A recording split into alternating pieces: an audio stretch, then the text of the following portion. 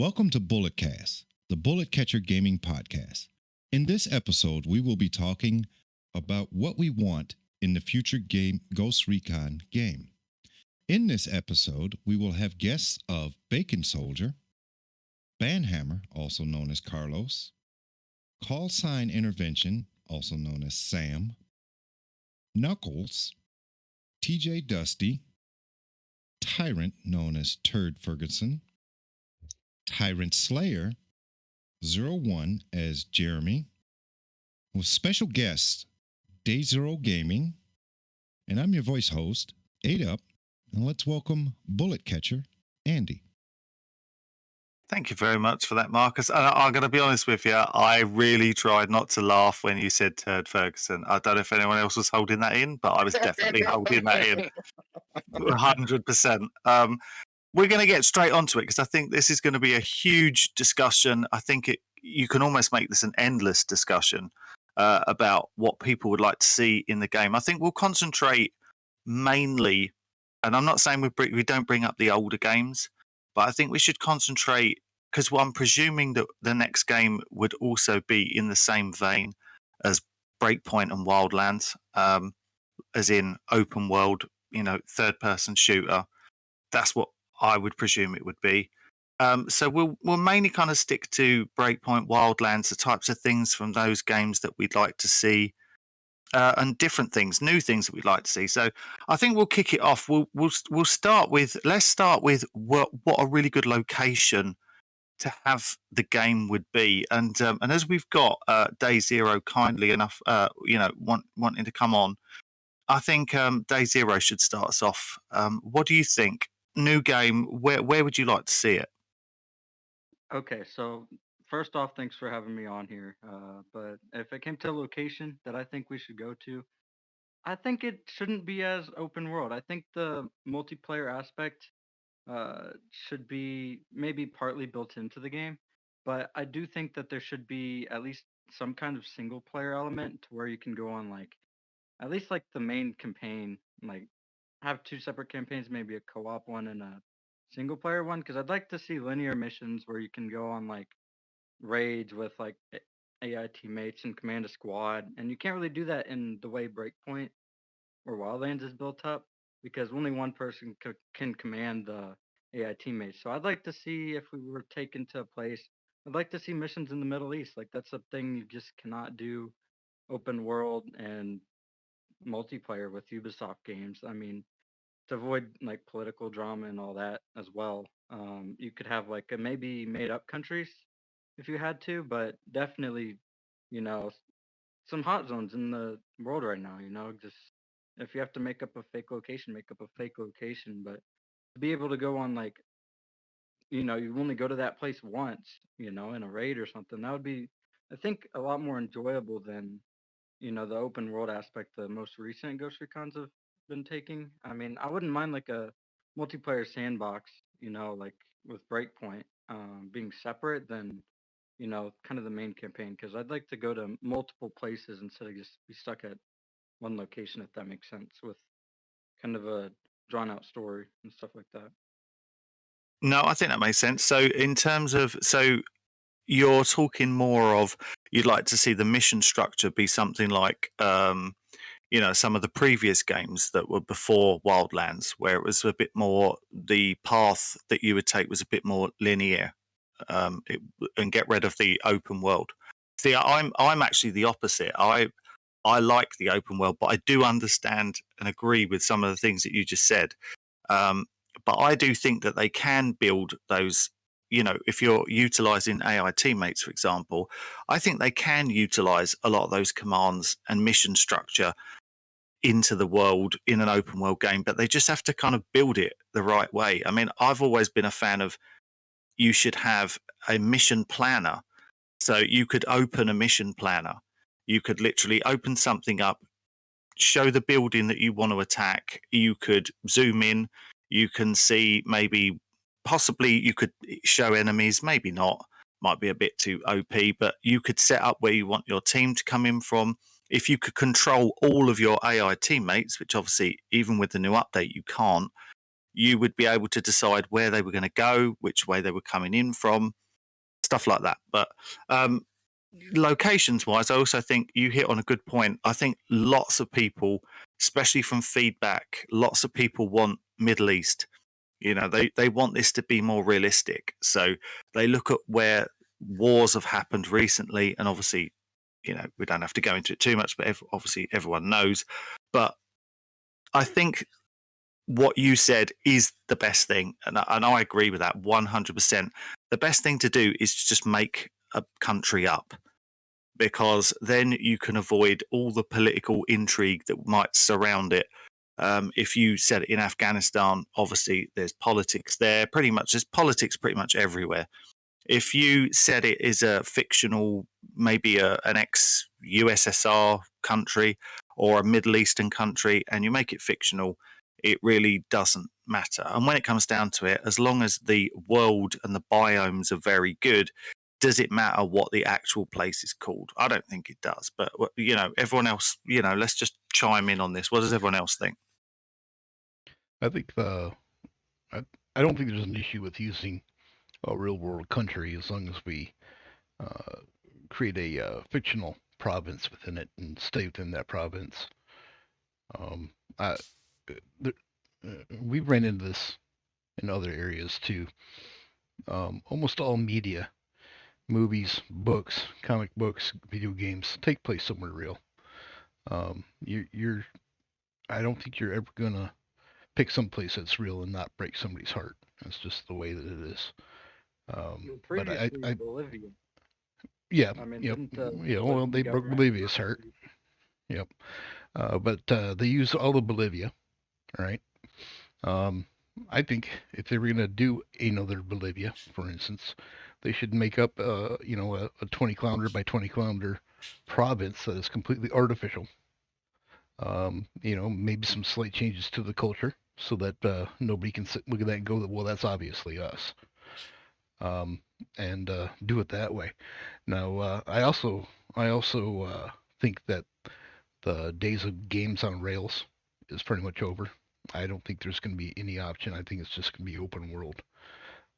However, they could still work within the confines of what Day Zero was saying by closing off or making inaccessible some of the open world elements that are outside of the mission parameters. So you can't just wander over to, 10 kilometers away and start picking up mission intel. They would have to wall that off and make all the mission intel be specifically for the mission that you're currently on. I feel as if Metal Gear Solid kind of had a good way. I mean, Metal Gear Solid 5 TPP had a really good way of kind of, it gives you like, hey, this is what the objective is. It gives you mission boundaries, and then you execute the mission. And each mission felt like it was its own thing, and different from just the open world sandbox. It felt like, hey, this is what's going on, and it felt, genuinely nice to play that. Walled off, kind of like what I was saying. Yeah, I agree with you. I think that game is a really good example of how it could work. There's actually quite a few things in that game that I think Ghost Recon could utilize. But no, I think that's a good one. So, anyone else got any ideas, or anyone else think of? I mean, someone brought up. Obviously, I know you mentioned Bolivia. Does anyone else think that they chose Bolivia because they thought, if it comes down to it and Bolivia complain, their voice is never going to be loud enough for it to matter? I don't think that was really what was going through their mind. I think they just chose, hey, this is a game idea we have in mind. Here's a country that we want to do it in. Okay, well, we got permission from the country. Let's go do photography and scanning and lasering of it, and then pay the country for it. And they did pay the country for it because you have to have licenses to operate in that country. So they did benefit from Ubisoft for letting them use it. I don't think they really, did it in a way to slander them or. I think if I remember rightly, the story I read when it came out was basically that the Bolivian government was saying, you've literally just painted every single person in our country as a drug dealer. I got mixed feelings about that comment about looking at Wildlands personally. Well, because if you look at real world perspective, the Australian SAS is in trouble right now for war crimes it committed or potentially allegedly committed in Afghanistan. And if they're getting in real life, if Afghanistani organizations are already, you know, making red flags around like real life like stuff. Say we hop into this game and someone just like blows up a village or something, just like throw C4, posts it online, like you see how like the backlash, like if it's a real world location, like how Ubisoft could be painted in a bad picture just because it's a quote unquote video game, I guess. Yeah, I can see where you're coming from that standpoint.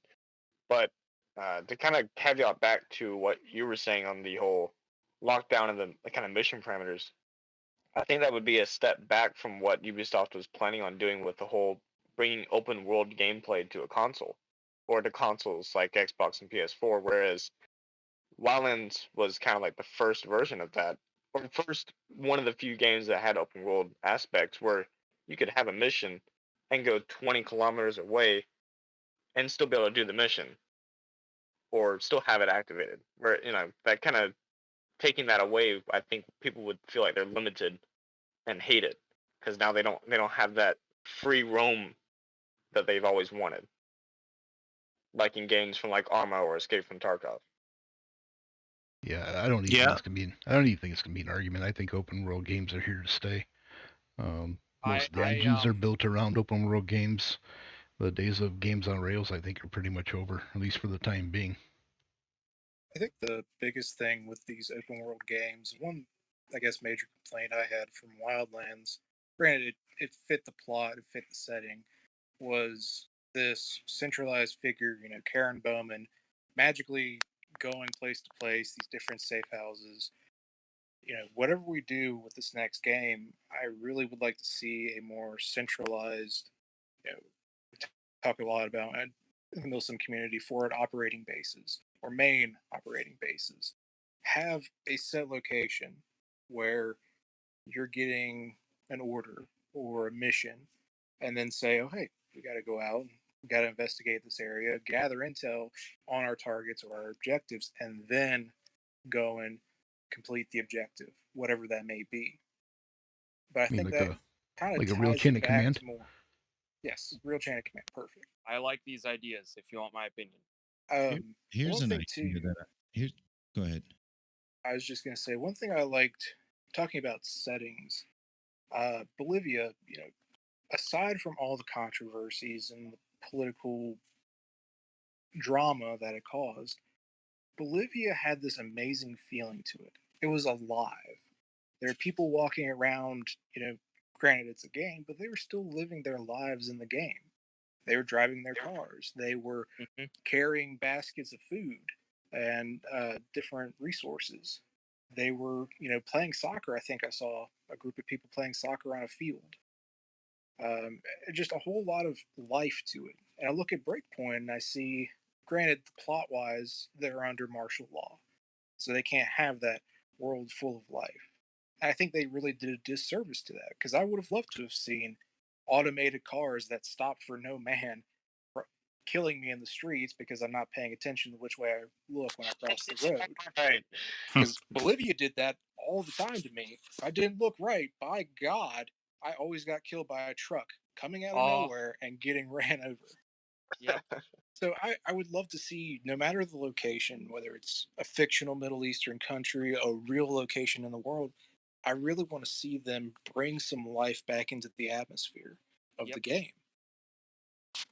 Oh, in Yeah, Ubisoft's defense, I think a lot of that has to do with the technical limitations of the hardware that they're running on.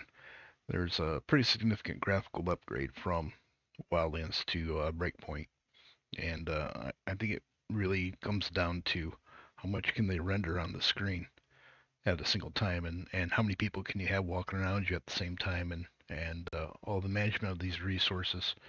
I really think that's probably what drove the uninhabited world that we basically currently run around in.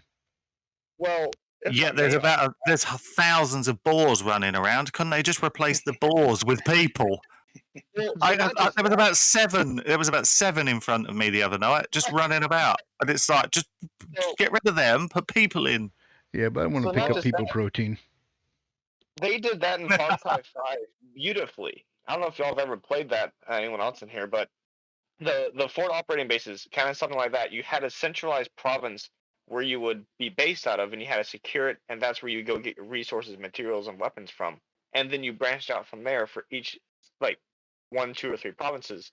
But it also had life. Like, you could be driving, and all of a sudden, a massive, like, 30-minute firefight breaks out between civilians that you freed and the enemies of the game. And that's still the same company. That's just a different branch of it. It's Montreal, but it's the same company. They If do I it for can, Assassin's Creed. They Oh, built I don't a I very don't lively disagree game. with you. I'm just saying that the polygon count has gone way up. The texture quality has gone way up. The amount of animations have gone way up. And I just think it's a matter of they ran out of resources. Now, I do think that if they target the next game strictly to next gen consoles, we'll probably see a return to the world much like we had in Bolivia. well, also going into Breakpoint's development, I don't think going from Wildlands to Breakpoint, that's a new game engine. So all of those developers then had to adapt to, the way they used to create assets is a lot different than now how they're doing it. So with the relatively short development time Breakpoint had, I mean, there might be a reason it came out how it did compared to what it might be now. Is, I mean, going off of a smaller development time with maybe a more limited team after launch as well. That I mean, it might just be they got a new game engine and the next game will be great. There's a learning curve. Here's what I think as far as a world for the next Breakpoint. I mean, the next Ghost Recon. Yeah. Next, being that we're playing as SEALs, and SEALs are not centrally locked down to one specific area. True enough, and I'm not picking on any one particular, but COD bounces you around the world to do missions in specific areas. So they could do that and render them as small open worlds versus a linear line. So in like how we had in both Wildlands and Breakpoint, we had the specific areas around the map. Well, if we just have something like Europe or the Middle East or Africa, just have it go there, but not necessarily pick a specific country. You're just in Africa for a mission. Okay, I get what you're saying. So you want That to would you want go to sprinkle the pretty far. provinces across the globe and not have them centralized as a single country or continent. Right. So instead of it being, and then you still have your command in the US. So let's say something does happen in the US, you come back to the US and you got to defend. Yeah, I like that. Or not just that, you could have that centralized chain of command in the U.S. like it typically would be. You go, and I think going to kind of what you said, Ada, about them being SEALs, they're actually, I think, based off of Deltas, if I remember. Delta, SEAL Team 6. But they Rangers, Yeah, I was going to say they're a Rangers. conglomeration of the best of the best in all the different branches. With honors, sir. But still the point is, somewhere along the line, you got to defend something. I mean, I remember in Wildlands, and it was with a couple of guys, probably from this podcast. We had to go in and defend a tower for almost 3 or 4 minutes. Oh, that was an amazing mission. I loved that so much. I mean, it was just a tower. But at the same time, here we go in Breakpoint and we hack a radio tower, and we only got to defend it for 2 minutes, and we get 2 helicopters. And predictable QRF routes as well. Well, if you wait around a couple more minutes, the rest of the helicopters show up. Yeah, but after the timer ran out, that was it. In Wildlands, if the timer ran out, they were still coming because one, they just kept coming. I mean, for 3 minutes. Yeah, they're coming 4 and 5 deep per vehicle. Yeah, I And think again, that's resource management. I think the engine is more than what the hardware could handle at the point. I think one thing too to always take note of is I like the concept of hopping from different provinces across the world, but you have to watch out because if say one area the biggest thing I think is you have to have replayability. Breakpoint is very hard for me to replay over and over again because the missions are the same. The faction missions are the same. Go here, kill this squad. Go find intel from this scale engineer or sentinel soldier and kill a commander. You have to have the ability to replay each of these areas, so they have to be constantly evolving. Or you have to have a mission creator or events that give us reasons to go back to these countries and these provinces. Otherwise, maybe we only go to one province out of 10, and that's it. So, yeah, I mean, the biggest thing is, again, just replayability. You don't want to. Breakpoint suffers from that because we only have, again, the main island of Aroa. We've got Golem Island, which is strictly for raids, and thankfully now free play, but you can only play on that island so many times before it's just the same rinse and repeat.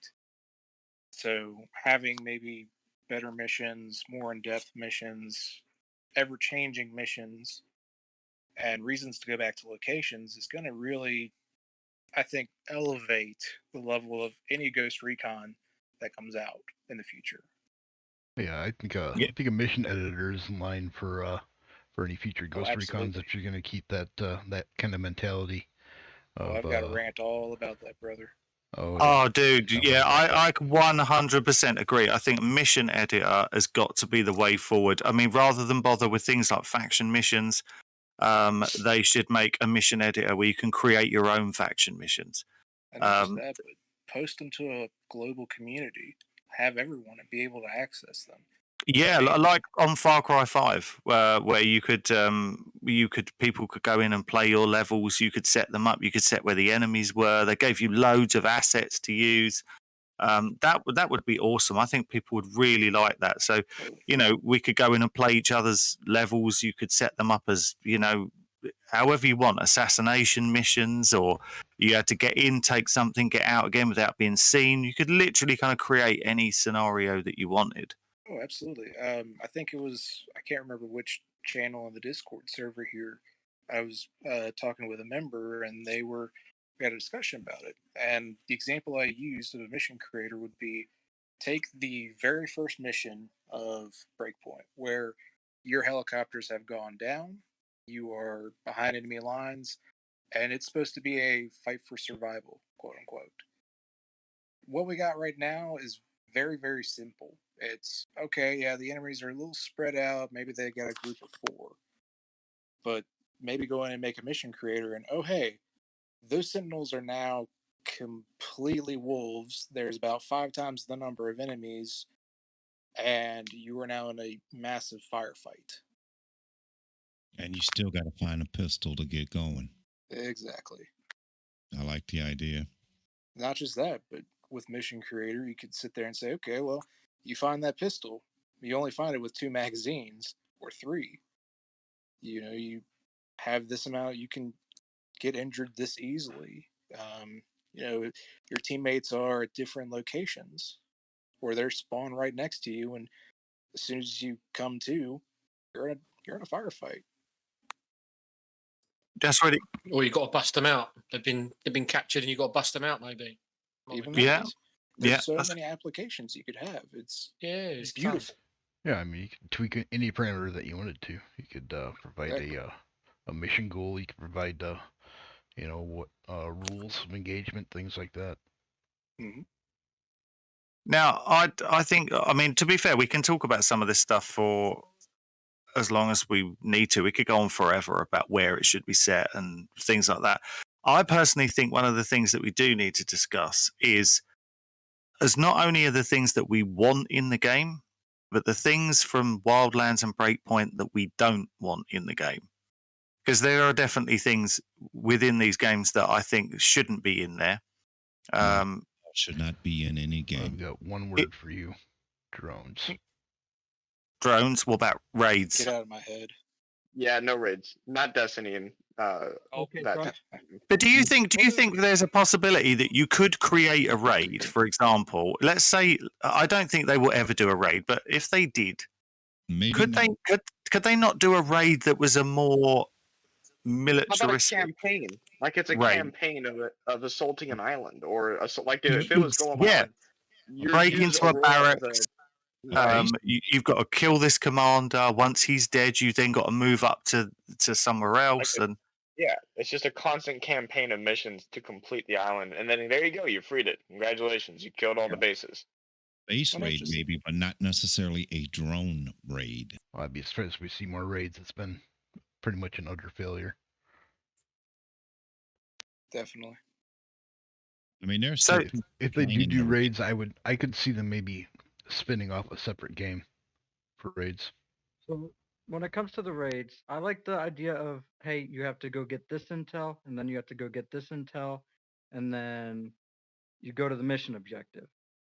And the mission objective, say instead of the weird raid bosses they have in this game, they could do it to where maybe it's an elite enemy squad, or maybe it's enemy tank battalion, or maybe like, you know what I mean? Kind of tie it into where instead of just like a boss fight, it's just like, it makes more sense. Like instead of it being just like, oh, there's this huge drone with all this health, maybe make I it would where- say, going off kind of that concept, I like the idea too of having the intel, but instead of making it mandatory, make it optional. And the way this plays out in my mind is, say we have a giant fortified stronghold.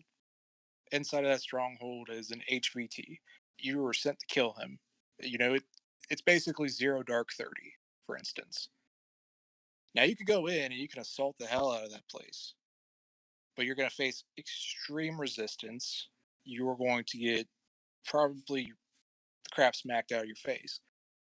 However, you go in and you do the intel prior, well, maybe you find a backdoor in that's less guarded. Maybe you find a way to hack a security system and an alarm system so they can't call QRF and things of that nature. So make it optional, but hey, you might want to do it instead of forcing you to, okay, well, you have to go here and initiate these 4 pylons at the same time, exactly the same time. And then you have to go here and destroy 5 little servers. I think doing that would, to me, make a raid very playable. I like it. Yeah, that's a Oh, good I'm idea. definitely Has anyone else got any ideas of things that are in Wildlands and Breakpoint that they wouldn't want to see in the next game? Things that that don't work and they don't want to see them in there. The crappy bullet ballistics. Breakpoint. I mean, Yeah, if you're gonna do, they need to dump if you that play balancing stuff. I mean, if you're gonna do bullet ballistics, then you got to add the win into it. Then, Mhm. I mean, it's at least on advanced and extreme. Oh, You can absolutely. add windage. Yeah, well, I also think that like they should have someone who's fired and worked with those type of weaponry, or that type of weaponry in real life to understand how it should work. Instead of like, okay, this is a 5.56, it's gonna do less damage than a 45 ACP. Why is that a thing? That shouldn't ever be a thing. Damage ratio for different rounds that aren't even the same caliber. That's retarded. Oh, These yes, characters the are- UMP 45 doing more than the Heckler and Koch 516 or the G36. Heckler and Those guys Koch are didn't make they're just 16 pulling but those was stats sick. out of their butt, so they don't really know. Yeah, this the all circles balancing back to mentality period just what we needs to be discussed the gone. last time about getting what Andy and I discussed in the Gunsmith video about getting experts in these areas in to talk to them and just leave all the play balancing crap out of it. Yeah, I totally agree with you. Cool, Simon. What was you going to say? I said pretty much basically what Tyrant Slayer said. I want the what I want is the ability to take any firearm and clothing set within what they have in the next game, look at a person on Google who's used that gun and use those clothes in real life and get as close to it as I can. That's what I want. For example, I want to be able to throw the EXPS and G33 on a light machine gun because I know people have done it in real life before. I don't want to be limited in areas where limitation really I don't feel is valid. That's what I would like. I would also like, of all the rounds, granted, I'm not the firearm expert in this group. I'm more than man enough to admit that. I want being hit by a 50 cal to mean something. That is what I really want. I thought you just said, I want to get hit by a 50 cal. I was like, I'm sure we can definitely arrange this. Yeah, Siren Slayer would definitely sort this out. I want being hit by one to mean something for the character. For example, when you look at the Elite Wolves in the game and you're playing as Nomad, granted, yeah, they deal a lot of damage. I don't think they deal enough because when you look at some Elite Wolf snipers, they are using TAC 50s when they shoot you. I honestly would rather be down to 1 health bar and you have 2 massive injuries. Like, have it be a nasty round to be hit by. For that matter, if they add mounted 50 cal guns to a base, if the next game is Santa Blanca and Return of El Sueño, you have to, I don't know, maybe use a grenade launcher and take that gun mount or something, because if you don't, you're probably going to die. Now, granted, other rounds are really powerful too, but I feel if they're going to put effort into any of them, I think 50 BMG should be at the top of the list. That might just be me. You just brought up a good point, and you raised some good points there. But also, you mentioned about El Sueño. Obviously, I've made it quite vocal that I believe that's where Wildlands 2 is going to go, and I'm convinced that it's going to be called Wildlands 2. I could be completely wrong, obviously, but that's what I think. They will go with the name that sold well, and they would just call it Wildlands 2, and it will be set in obviously somewhere else. But I do think if we're going real life country. I see. I'm going with Bowman's crystal ball thing, and I think that was in Peru. I could see them going with Peru. It's got lots of different biomes in Peru. It's kind of similar to Bolivia, but there's a lot of different infrastructure. I could see them going with somewhere like that, or maybe the hassle they got with Bolivia, they might not bother with that. But I could definitely see that. Does anyone else think that we're going to get an El Sueño follow up, or do you think that that's definitely not going to happen? I could see them working with that some way. I totally agree with you. I think El Sueño was the most charismatic and probably the most terrifying villain that we've had in the Ghost Recon universe in quite some time. It could turn up in Colombia. To be fair, I mean, it's that could work. You look at, I mean, they're going down the whole drugs route and that sort of stuff from Bolivia. Transition it to Colombia, it's another massive drug producing country. If they or go they can that make route, they can. If they go that route, maybe when we gather the intel in those missions, maybe they throw in an Easter egg of some of the Colombian members of Team Rainbow. Granted, that would probably be more of a crossover idea, but just a thought. I'd like a return also in the next game of the little lore cards, even if it's a fictional setting. You know, for example, in Wildlands, you find the story of the town that's cursed and now it's all dogs. I like stuff like that. I tell you what, yeah, I'm with you. I tell you what, I don't want personally, and I think this was a huge mistake on Breakpoint. And can you imagine if you were able to do this on Wildlands, how ridiculous it would have been? Imagine, for example, if you could go back and Wildlands had just come out today, and you were playing it for the first time, and you've got this whole world at your fingertips, and you're just starting to unlock things, and randomly you come across the final mission to kill El Sueño. And you kill him, yep. No. Yeah, nope. Final boss. Breakpoint made a terrible mistake allowing you to go up and do the final boss battle. Some people unlocked it in 10 minutes. Yeah, I did my first day in. Ridiculous. I didn't even realize it when me and my buddy had gotten it all those months ago, and I went to kill Walker. we were way under leveled, and let me tell you, that's probably the most tactical I've ever been in a video game. And while I'm kind of sad I killed him, I didn't hate the experience because it made me a better player at these games, in my opinion. Also, But I from do an agree, let's not bring that back. Final villain is fine. But I just Wildlands kind of had that thing too, because you could technically get the ending where. Do I need to say a spoiler alert for Wildlands? One of the two No. endings, or no? Okay. no, you'll Um, be fine. you technically could get that kind of, but not the same, because if you take down most of the cartel, you can get ending 1. But I'm pretty sure that's in a different vein than what happened with Walker, personally. Yeah, but you could only get to Elsewania once you'd taken out a certain amount of the other, Yeah. bosses.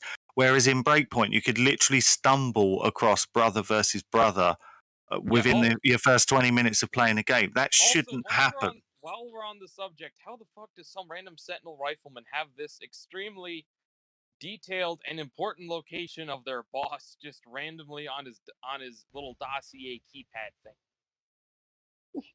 Exactly. And some, I can't remember who it was who just said it, but someone said a really good point a minute ago where they said about actually having some villains that have got some personality.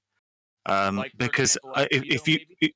if you look at Wildlands, I thought, yeah, there was a few mishits, but overall, I thought there were some good characters, and there were some good villains that you had to go and take out. I thought Um, Paul Bocco was my favorite out of that. Yeah, he was a good one. Right. But who really believes so far that we've had great villains in Breakpoint? If you look at whether it's Trey Stone No. or whatever, who thinks they've been Oh, great? I killed Flycatcher on accident. I didn't even know I was fighting Flycatcher doing the mission until I just cleared the base and it said mission complete. I'm like, that was a Yeah. mission? Yeah, only character Uh, that led him to hate and kill, without honestly. them opening it. You I could would shoot say- Flycatcher. You could shoot Flycatcher through the door, and the door hadn't even opened yet. Yep. And then it would say mission That's complete. true. And I killed would Rosebud say by out accident of- too.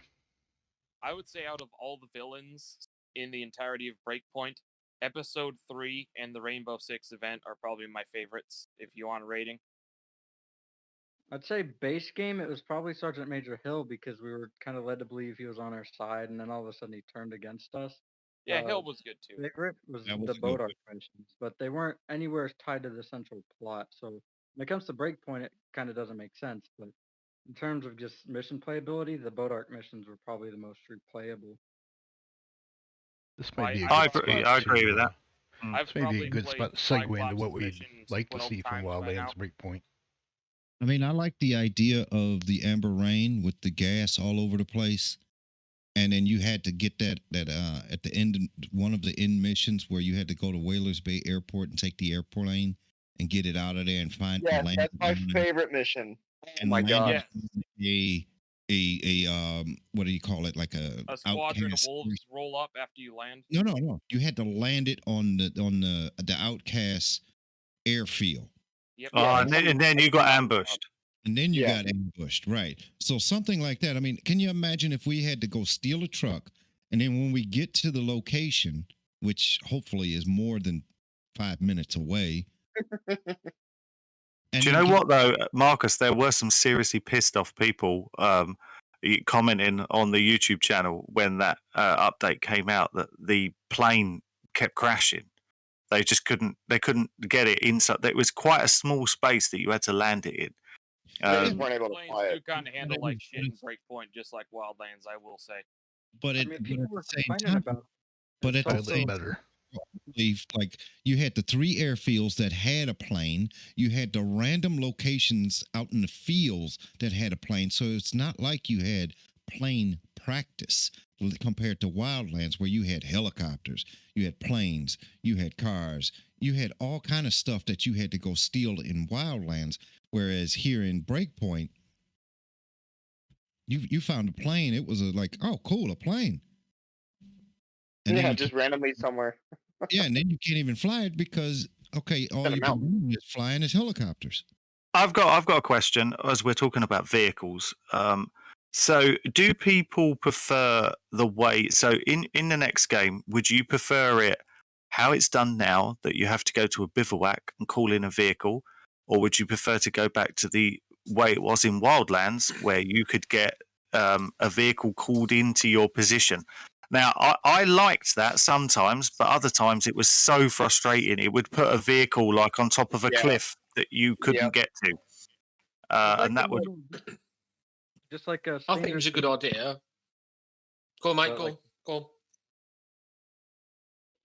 Well, wait, who's up? Yeah, go I ahead. think, go on, Bacon, go for it.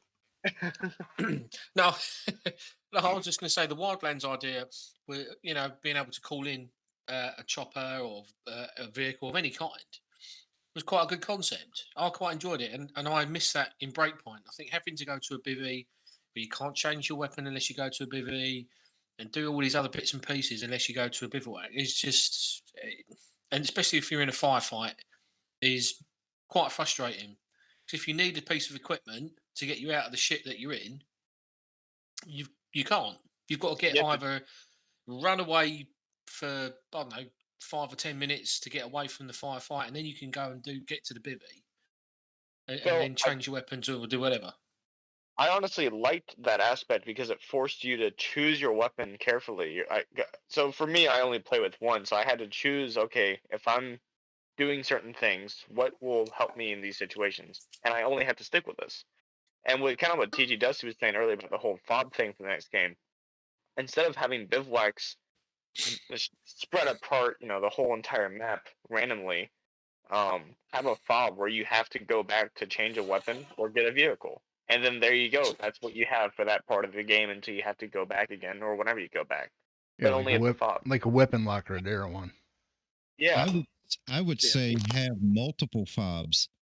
Yeah, not just one, but yeah. Right. Yeah, because you're not going to have like an armory at a campsite. Now here's another idea where I think Bullet did a video on, and I'm not sure if you did it or not, but you had a vehicle where you could store weapons. But if Ooh. that vehicle blew up, you lost all your weaponry.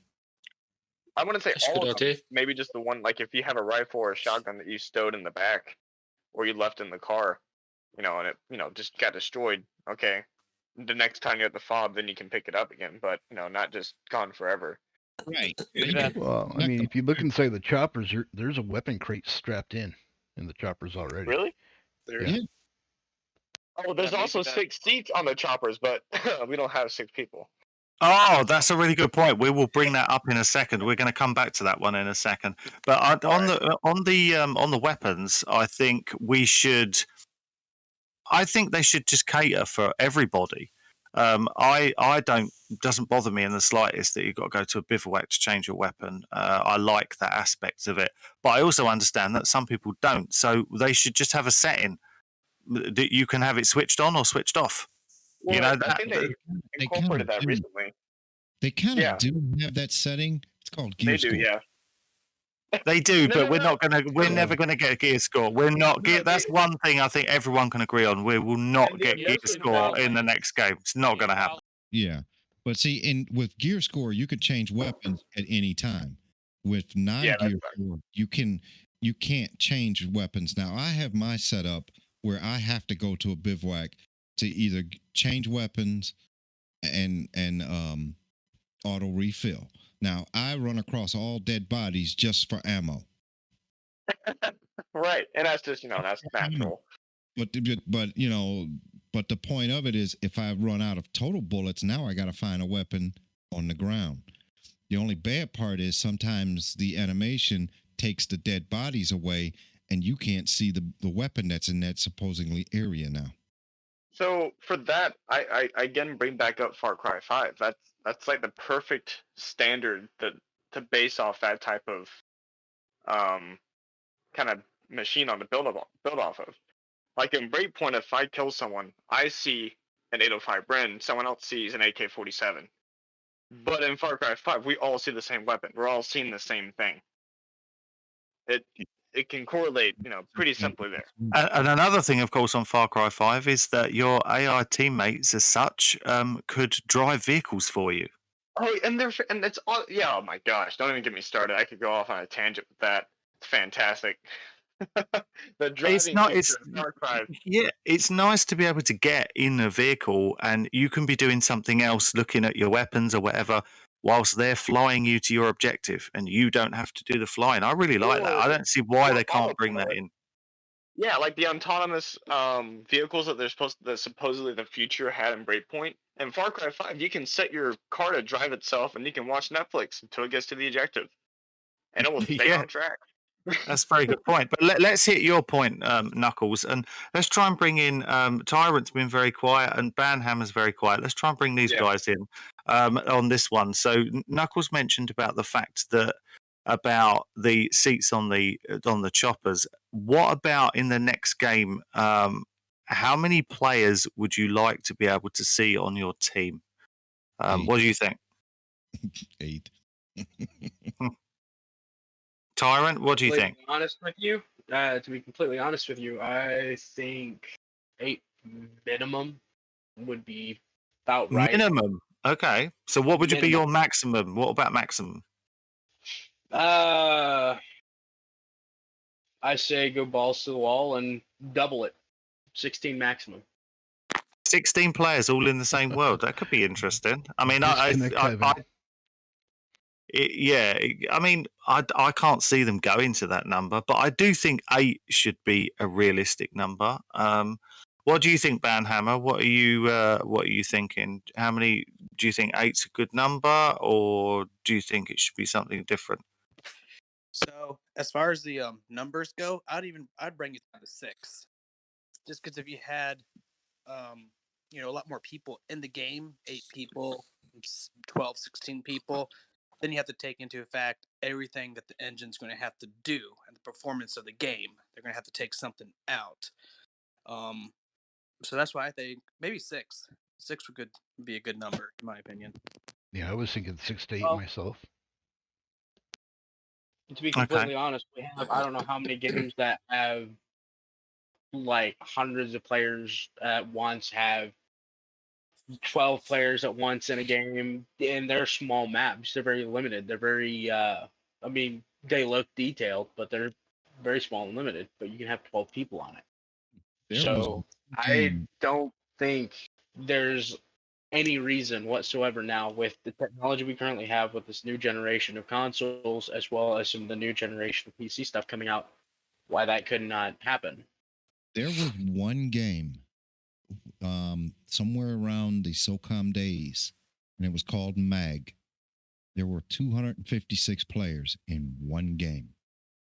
Yeah, it was broken down into kind of squads, so you'd have certain squads on each part of the battlefield. Yeah, that was PS3, I believe. However, yep, 8-man the level squad. of detail was much lower. People just won't accept that anymore. But the point of it was, it's still 256 players in the game at one time. Do you know what they could do? Sorry, I don't mean to cut you off there, Marcus. You know what you could do? So we're talking about like how many players in the game.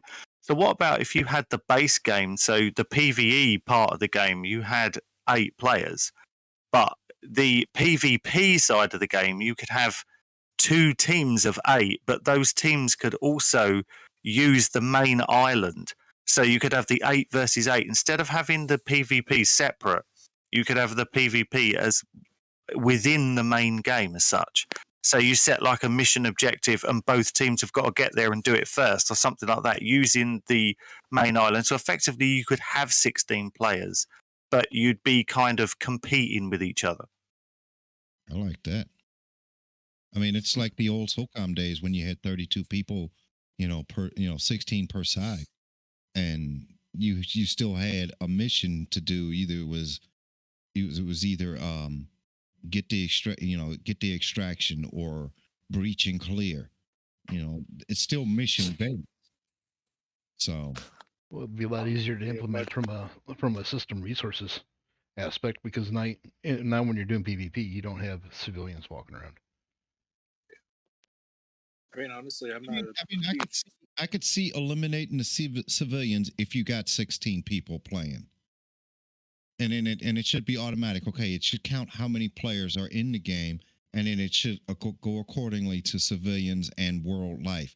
Now, if you got 16 people playing in Breakpoint in current condition, okay, that's kind of fun because now you don't know where they're going to be coming from if you got friends and enemies turned off. But at the same time, you only have 4 people in there. There should be some civilians walking around.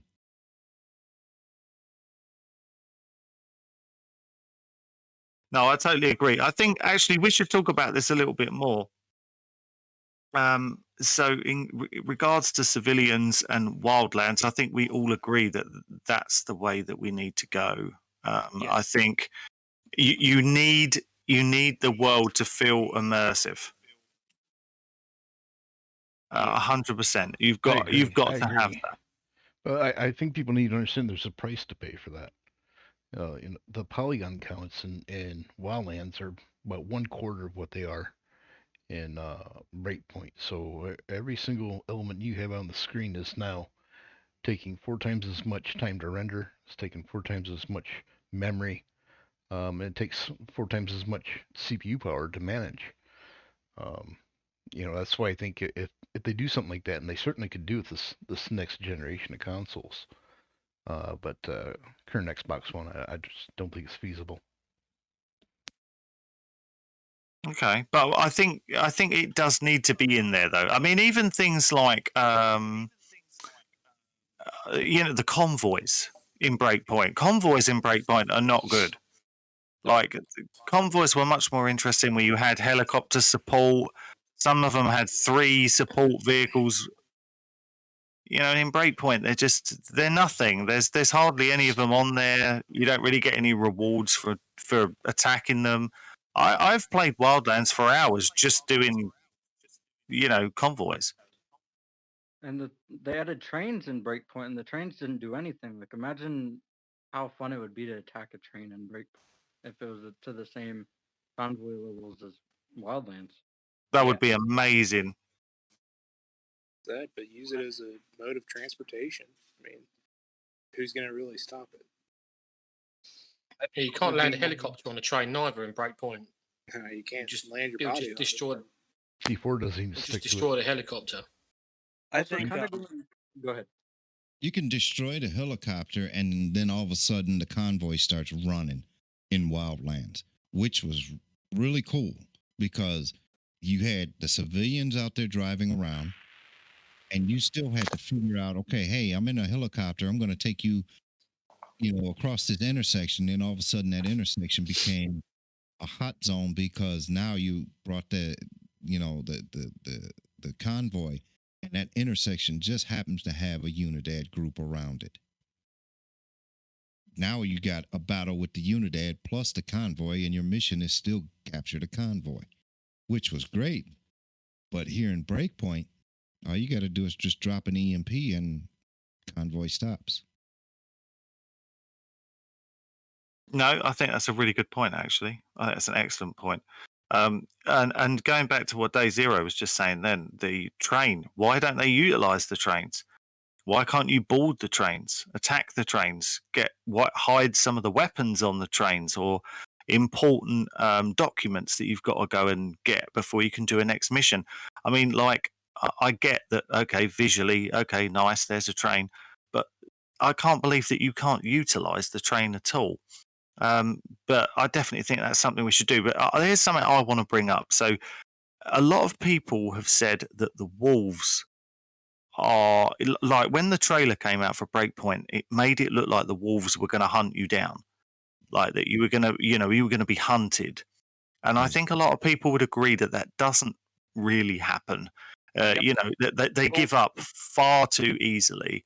Now, whoever the enemy may be on the new game, let's say it's set in a fake USSR or something like that, whatever. Whoever the enemy is, or at least part of the enemy, it could be like a special forces unit, like because I was going to bring this up in a minute, talk about fallen ghosts, but whoever that enemy is, do you think you should go back to the Unidad style in Wildlands, where you have an alert meter and that that on the first one you used to get like maybe a few vehicles, And then I think when you hit 2, you started getting more reinforcement vehicles, troops getting out of it, coming after you. And then I think when you hit 3, you started to get helicopter. You might have got helicopters on 2, I can't remember. And then when you hit the last one, that you would then get the Cobra helicopters as well. Shit, you had a battalion on your ass by that point. So, if I may, real quick, Tyrant, there's a mission with when you have the gas turned on, and I don't know the name of it, but you and we played it a couple times. It's where you have to have 360 security. Yes. Yeah, you want to talk about that real quick? So, the mission that he's talking about whenever Amber Sky came out is you went to go and clear out 2 breach and clear locations out in the middle of the forest, and they were basically side by side. After that, you had to wander through the gas in order to get to a data center to stop them from wiping data off of a server. I remember this. And it was a small little data center. And there were wolves and sentinel all around you as you were walking toward this objective, and they would come at you from all sides. I think they were roughly about 200, 300 meters around you. And if you lit off the round, if you got into line of sight, if you just stepped in the area which they were in, they would start consolidating on you. That fire would then draw the other wolves around you into your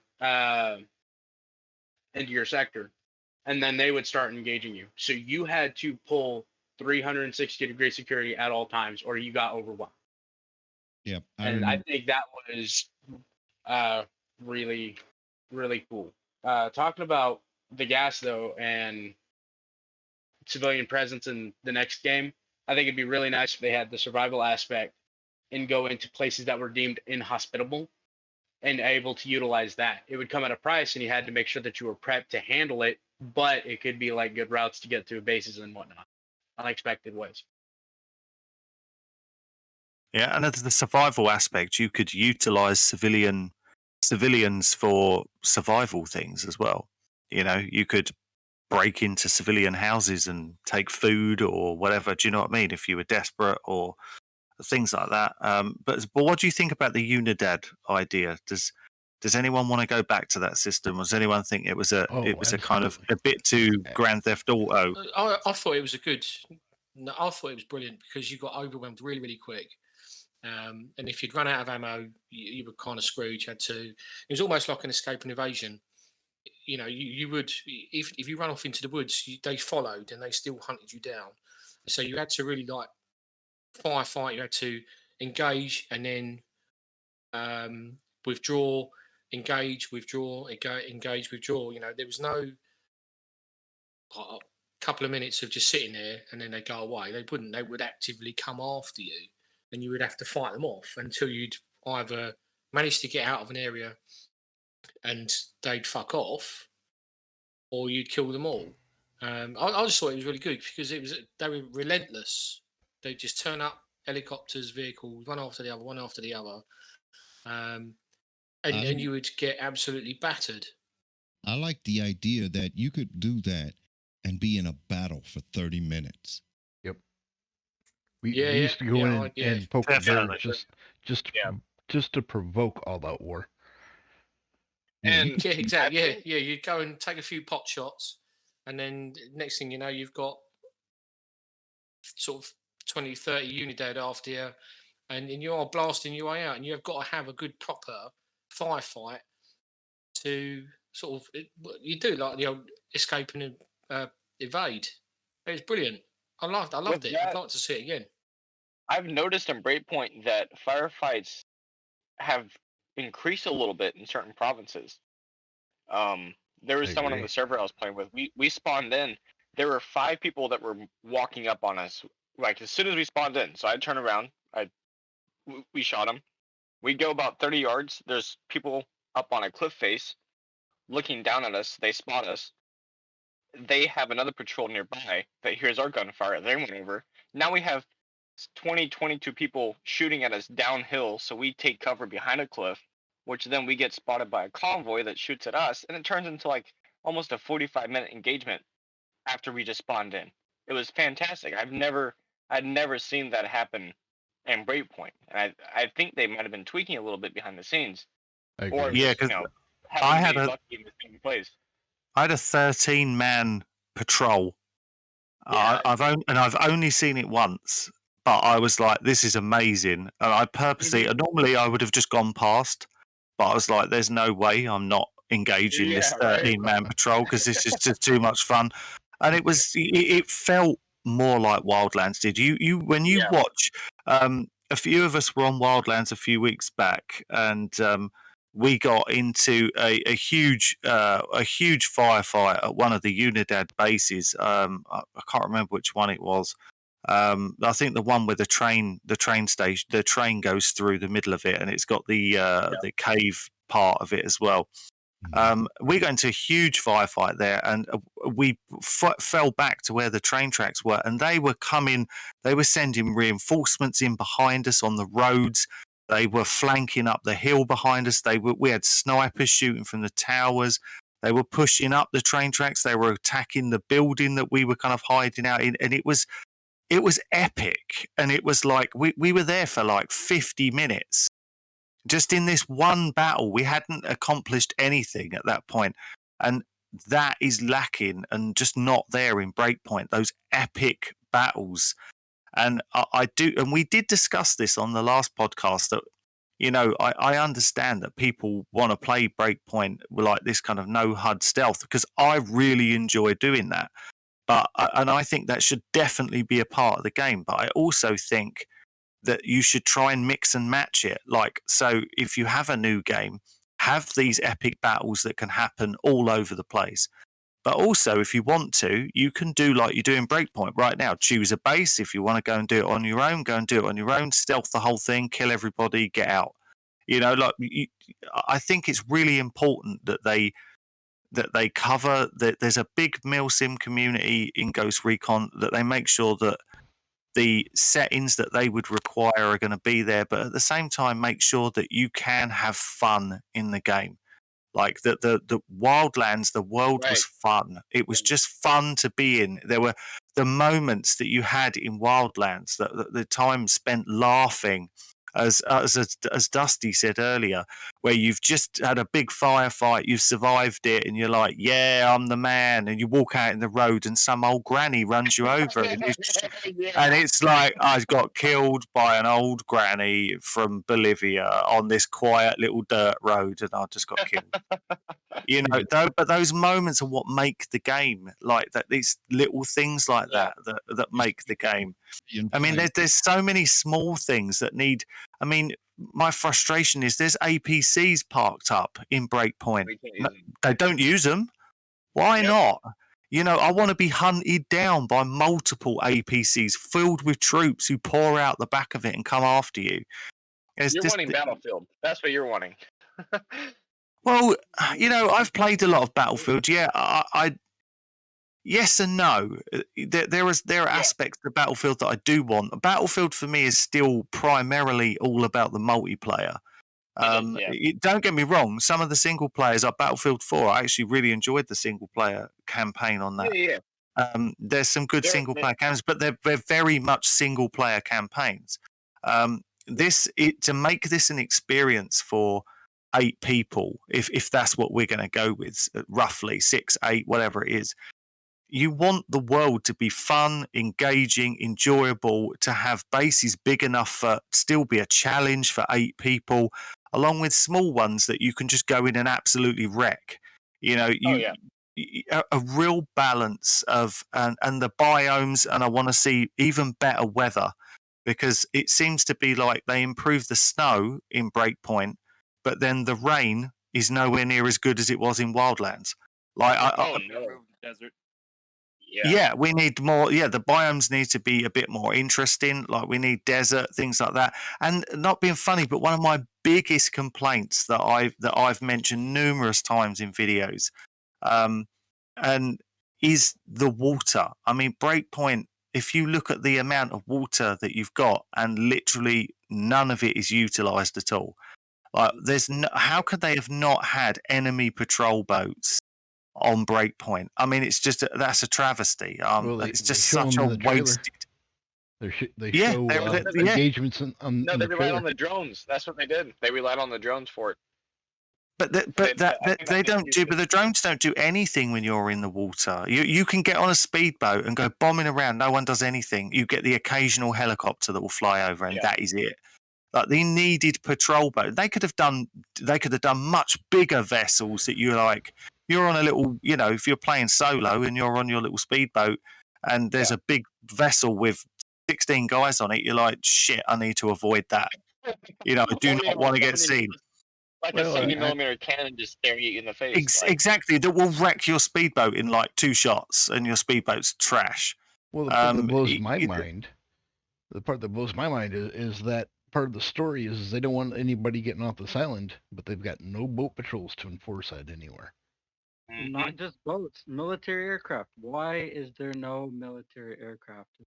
My thing too There's is barely any aircraft full stop apart from those tiny little ones. Even Wildlands had the private jet, and it had a couple of different ones, which were way more interesting. Yet the weird thing is that Breakpoint's got how many airports? Is it 3 or 4?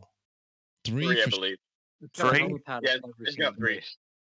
Yeah, 3 but active what? airports, and then there's one that's hidden, but it's inactive. It's like a Cold War site. Yeah, but Yeah, one you of them, can't- one of those airports doesn't even, if I remember rightly, the one down south doesn't even have a plane on it. Oh wait, no, it's got 4: Liberty, the northeast, northwest, and then you have the airport that's next to the naval base that has a plane on it too. So Yeah, there are When 4. Moa was That's what I supposed to said. come out, it was supposed to have the Moa Island airport. It was supposed to have a big military airport on it. Well, that's not coming. Right, but I mean, there's Goodbye, Liberty.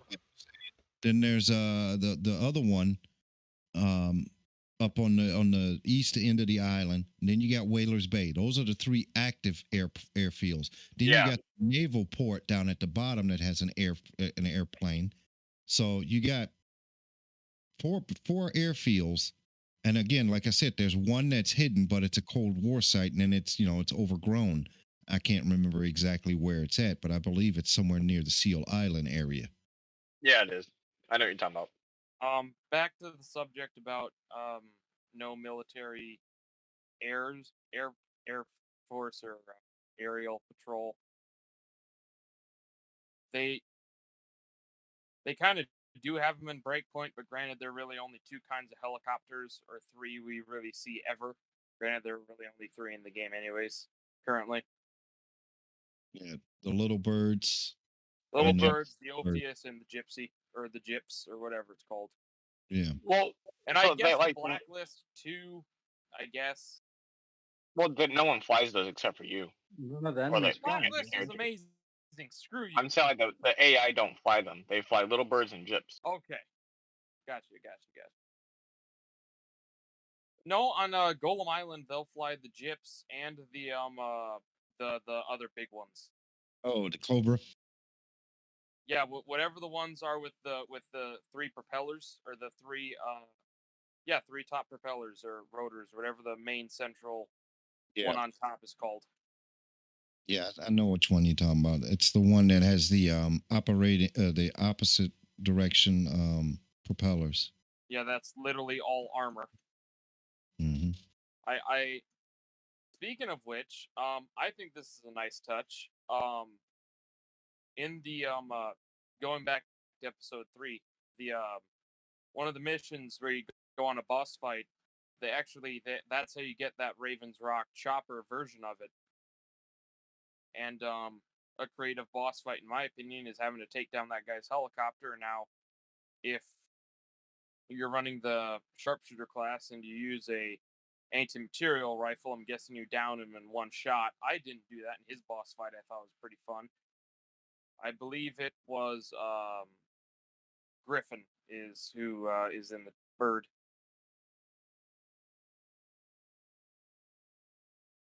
I think you're right. That's Yeah. another thing in the next game. More diversified boss fights. How would you do that though? Like, because when it if in a realistic kind of military shooter, the only kind of way you can really take someone out without making it kind of ridiculous is just by shooting them. I mean, don't get me wrong, you could have one with a special forces team surrounding them, you could have one that's in a tank, you could do things like that. What I don't want is what we had with Walker. I don't want to see that. I do not want to see. I'm going to give him shields from drones. No thanks. I don't want to see that. No.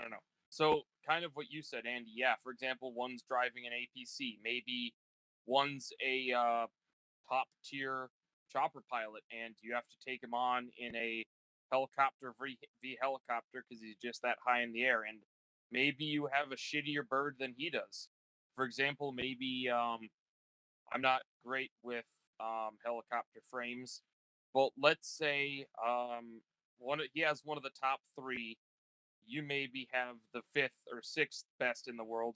Meanwhile, he has one of the top 3 helicopters currently, or that is in the game, and you have to take him on because he's just that high in the air. And if you're not in a bird, you're probably not going to be able to kill him. Unless, I don't know, maybe there's an anti-aircraft weapon you can hack in the base that he launches from. That could be an idea. Like, say you find a SAM launcher, instead of destroying it, you walk up to that thing. He's in a helicopter. He's still in this thing's range. Let's see if I can pop him. You know? Why not have shoulder fired anti-armor, anti-air? Yeah, I think that's a really great idea, personally. Stinger Yeah, missiles. that could work too, yeah. You can go Rat find Four, Stinger missiles to shoot him down. Yep. Yeah, I agree with that. For the APC one, logically the easiest way, I think most of us can figure, just why not use a 50 cal? Well, you can do that. I don't really know how you counter that APCs can idea. block a 50. True, yes. So maybe make some of them so that they're capture, not kill. Yeah, that too. That too. How are you going to pull them out of a fucking APC? Maybe the 50 pops the tires. Set it on fire, he'll get on his own. Get a smaller caliber. Yeah, fair enough. Caliber sniper rifle to just take the tires out. You know those tires are meant to still run even if they go flat, right? It's Tyrant. I'm not a knowledge master. We've established this. It's just an idea. Letting you know that those things are meant to take a hit. Okay, smaller caliber might be a lateral change. I'll admit that much. In this context, I'll be fair. So let's go back to the things that we definitely do not want to see before we hit the things that we absolutely definitely.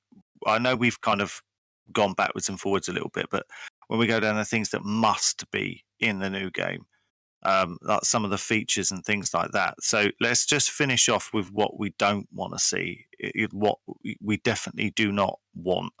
And I'm surprised that Bacon Soldier has held his breath and held his voice back all this time and hasn't turned around and said about Nomad's grunting. It did cross my mind, but I thought, well, I've said it before, but I'll say it again. And I think that down that hill like someone sticking a finger up his bum. It's not good. It's goddamn annoying. I think it's probably my biggest bugbear of the game, and among many, but this one is probably the biggest one. It's get right on my tits. And he slides down a hill, and all you get is. It sounds like he's having either a really painful masturbation session, or King Kong's got his finger up his bum. It's just yeah. And I think that could bring us on to another interesting point about Nomad and the team in general. I mean, personally, Nomad and his team in Wildlands are far more entertaining and far more interesting than they are in Breakpoint. I think Nomad in Breakpoint is dull, he's boring. He's just got he's just like lifeless. It's just a face, just this lifeless face. I think it goes with the surroundings, though, doesn't it? There's not a lot. Yeah, it does. It's all. He's clinical, like the world is clinical. It kind of fits. I give you that. It's these are more nitpicks than anything. But yeah, but even like the little comments, like when he turns over, like in Wildlands, he'll roll a vehicle and he'll be like shitballs. Yeah, Eh. exactly. You know, Yeah, silly little little things sort of like little that. comments like that. Yeah, it gives him a personality, because otherwise it would be just a complete flat. It'd be like, you know, and it'd be a normal Yeah, soldier just walking around waiting to shoot Yeah. people. But it gives him a kind of gives him actually a bit of a character. Whereas but in Breakpoint, there isn't one. He's just Yeah. going "Ugh," as he slides down the fucking. Does anyone So think that we should see the end of Nomad for the next game, and we focus Yes. on a Nomad shouldn't have come into Yep. it. Before, Not Yep. this new. I didn't He like should this new retire. Nomad. If Whoever if was playing the actor if didn't like Nomad him. is there, before we- this is a big if. I'd honestly rather he take over the job Bowman had. Yep. I agree on that. But before we jump into the ending of Nomad, originally the game was he's by himself. The fans requested the teammates. So true enough, yeah, they could have brought some of the camaraderie and the conversations that they had from Wildlands. But again, you got to remember he's thinking he's on this island by himself. The teammates just happen to be there. Yeah, that's true. Yeah. I mean, that's one of the things going forward that they've got to make sure that they get right before the game is released. You've got to make sure. I mean, there's no way they're going to put gear score in, as we said earlier. That's never going to happen. They're not. Anyone who thinks that we're going to get raids in the next game, that's not going to happen. They're gone for good. We'll never see them again. Thank the Lord. Not in a Ghost Recon game anyway. I think they just need to make sure, like for example, whoever made the decision to drop AI teammates when so many people like using them. And I'm not saying you have to like using them, but there are a lot of people that do like using them.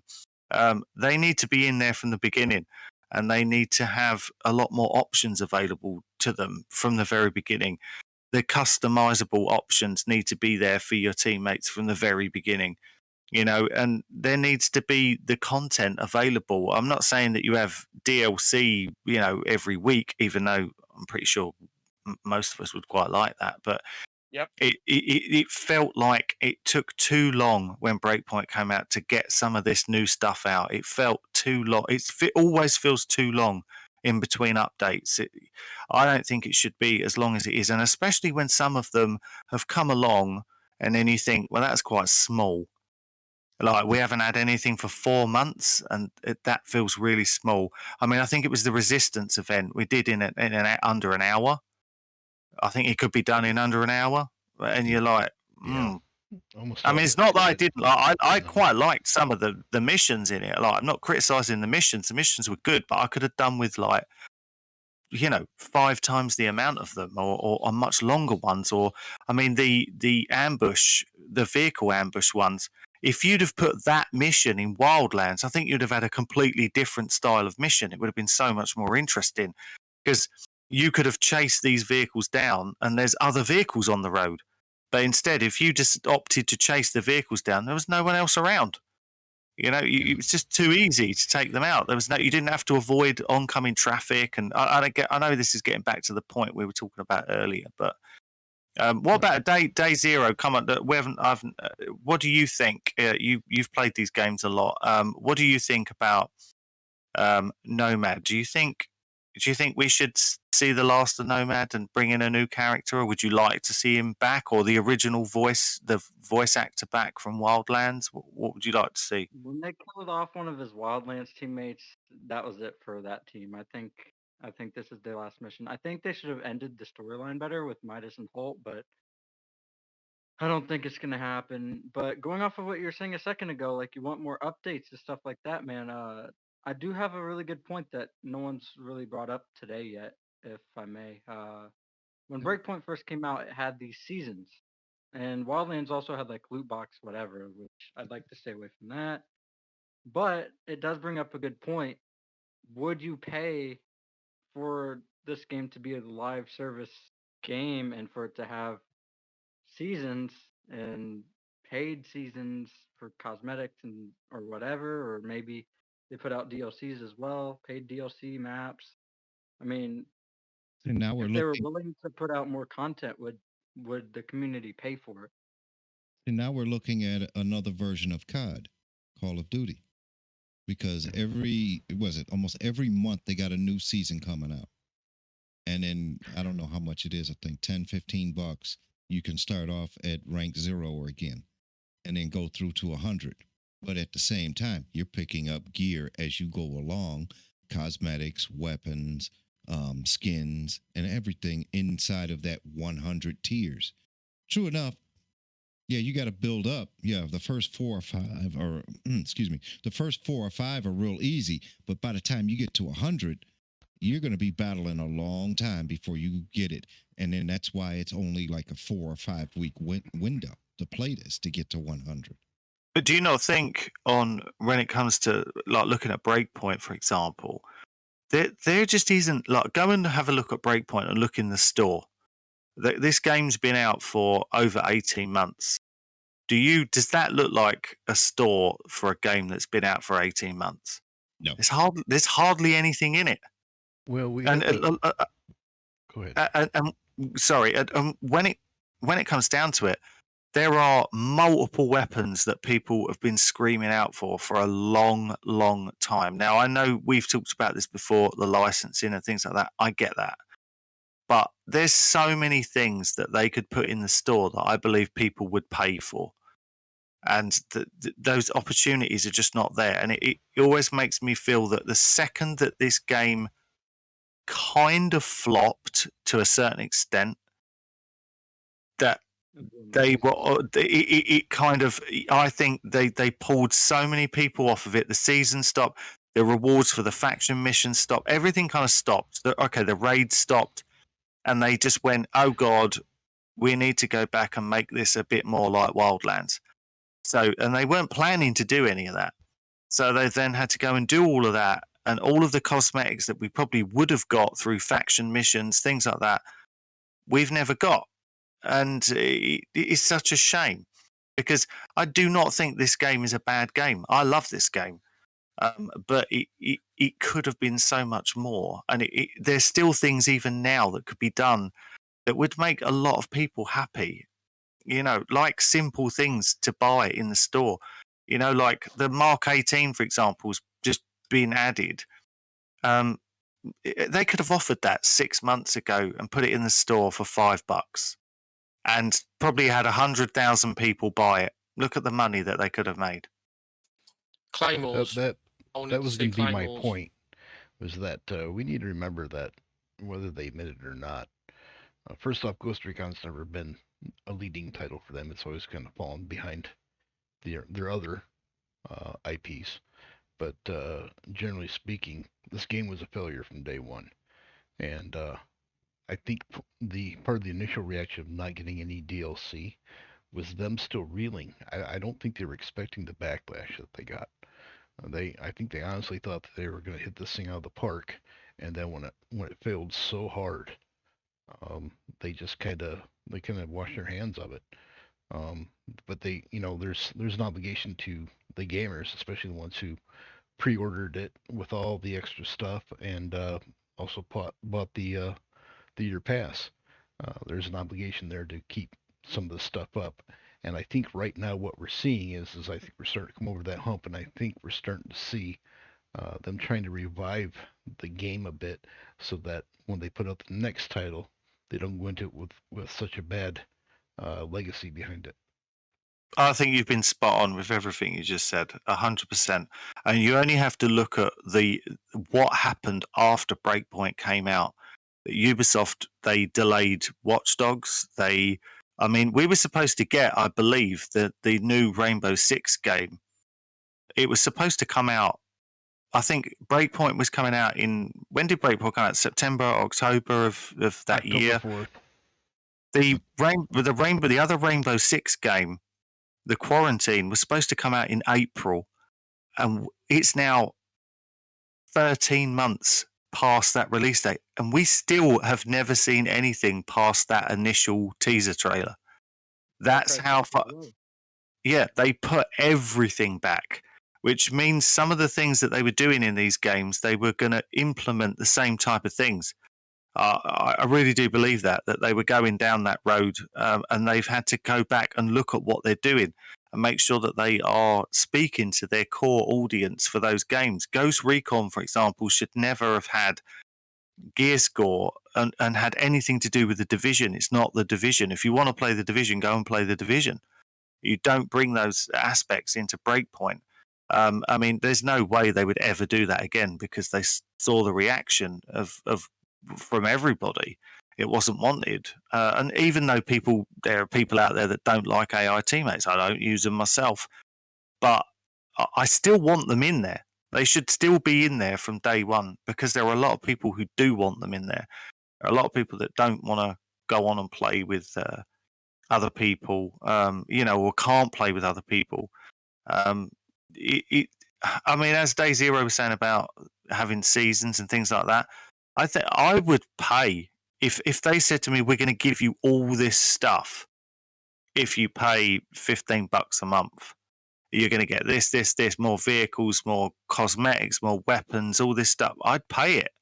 I wouldn't have an issue. I'll always pay for a game and support a game if basically, if they're going to give you the stuff that you want.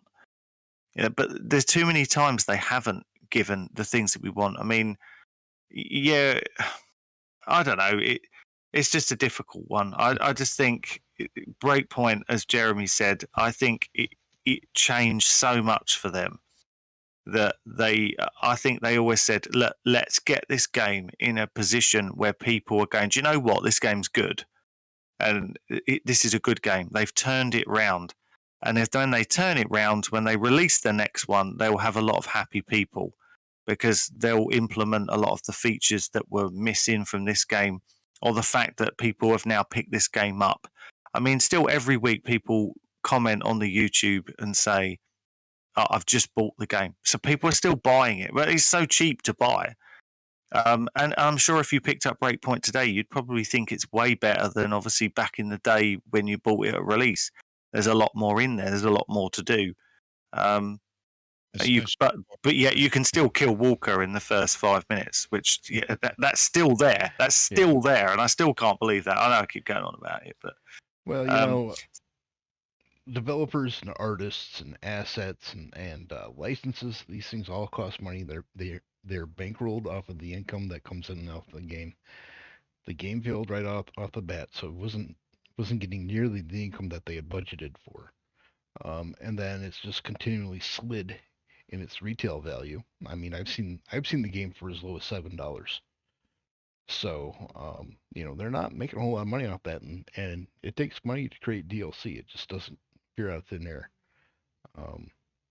So I think right now, honestly, I think they're going on a limb, to be honest with you, because I mean they are a publicly owned company, and they got to have investors asking them, why do you keep beating this dead horse? And I think the answer would probably be, like I said before, they're trying to maintain a modicum of respect for the IP, so that going into a new game, they don't go into it with as bad of a reputation as it had started off with. Yeah, you're spot on. So is there anything else then that's in Wildlands or Breakpoint that should definitely not be in a new game? Something you don't want. We've talked about raids, we've talked about gear score, we've talked about some, whether it should be nomad or not. Is there anything else? Anything else that you don't want in there? These spongy enemies and play balancing, it's got to go. Yeah, definitely. Yeah, I think that's a good point. As you said before, I would say limit to go back off of that play balance to be a little more specific. I don't know if I said this one earlier. I might have. Just don't limit your players and what they can do in terms of their items and weapons, unless in real life, which you would have to research this to find this out. Unless in real life, the thing I want to put on that gun, I cannot put on it in the real world, as in it's never